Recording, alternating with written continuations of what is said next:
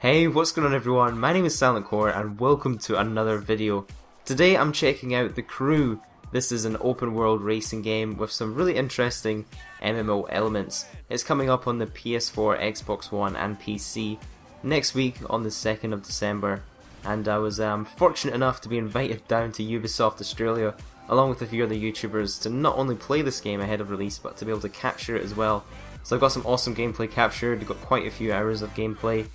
So if you guys do have any requests of other things you'd like to see from this game, maybe you want to see more about the car customization options or maybe a few of the other mission modes, do let me know in the comments and I'll maybe put together a few other videos from the Crew gameplay that I recorded.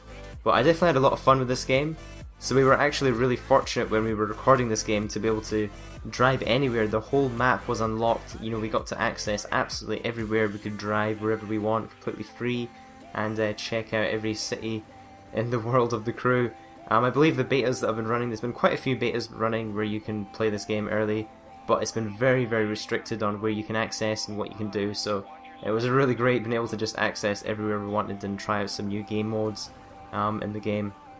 So the gameplay on screen is a mission called Escape, and basically you have to just escape from the cops. So you'll notice I've got a 5-star, or at this stage a 4-star wanted level, which means I believe I have 4 different cop vehicles following me. So it's a little different from maybe GTA wanted levels, where it's kind of like the heat levels of how what type of military follow you or what type of police cars follow you.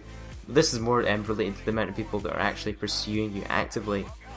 So since I'm in this mission with 2 other people, our goal is to basically just lose the cops, and we've got to work together. So the cops will try and ram you off the road, they'll try and box you in and arrest you, and if you stop moving for a few seconds you'll basically lose the mission. So it's your basically your goal to just keep driving as fast as you can, try and escape the cops, work together to protect each other, and get out of the kind of line of sight. You'll notice in the mini-map in the bottom right, there's kind of like a line of sight around the helicopter and all the different cars, and you have to basically break that and stay out of the way for a few seconds, and that'll be a successful escape. So one of the more unique aspects to this game is just the fact that you're always online. You know, you're always in this big multiplayer world with all this open space, and you're going to have other players driving around there with you, and you can actually have your own crew, hence the name The Crew, the game, and you can have up to 4 players in your crew. So you'll notice in here at the left hand side of the screen there's 3 different numbers there, and that's my crew of 3 people basically, so you can have up to 4 people in that list. And there's some pretty interesting stuff you can do with your crew. You can go up against other different crews of other 4 players, or you can have faction wars. There's lots of different things you can do with your crew and your faction. And I guess relating to some of the more MMO elements of the game, you know, your car is basically, it's your character. You know, you're leveling up this car as you complete new missions and side missions. You know, you're gaining points and being able to unlock more, make your car better. You can tone it up, you can make it handle a lot better, and make it a lot faster. So your car, you know, the more you play with it, the better it will become. So I have a feeling when you first start playing with cars, they'll be a bit tricky to control. You know, they might skid a lot, the brakes might not be too good, but you know, as you play more with that car, you'll be upgrading it, making it a lot better and more powerful. So I really like the whole idea of that. You know, when you have a car, you're not just buying some standard car and just quickly upgrading it if you have the money. You actually have to work for it. I've got to say, the map is absolutely massive. Apparently it's bigger than Grand Theft Auto, Forza Horizon and Red Dead Redemption combined.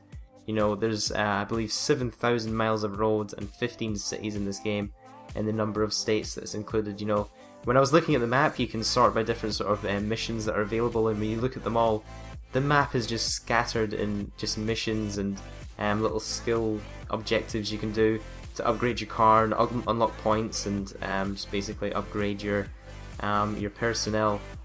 So it is a bit of a classic Ubisoft game, you know, with their open world map. There's so much to do and see, so many objectives. You know, the map was literally just littered in all these different objectives of what you can do around the map. So there's lots of stuff in the cities and lots of stuff in between the cities. There's lots of, as you'll see I'm going along at the moment, in the middle of nowhere. There's lots of areas like this, lots of extensive landmass areas to drive around.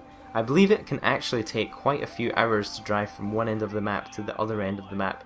So you can imagine if you've got a race that takes you from one end of the map to the other, you know it's going to be a pretty long race depending on your car.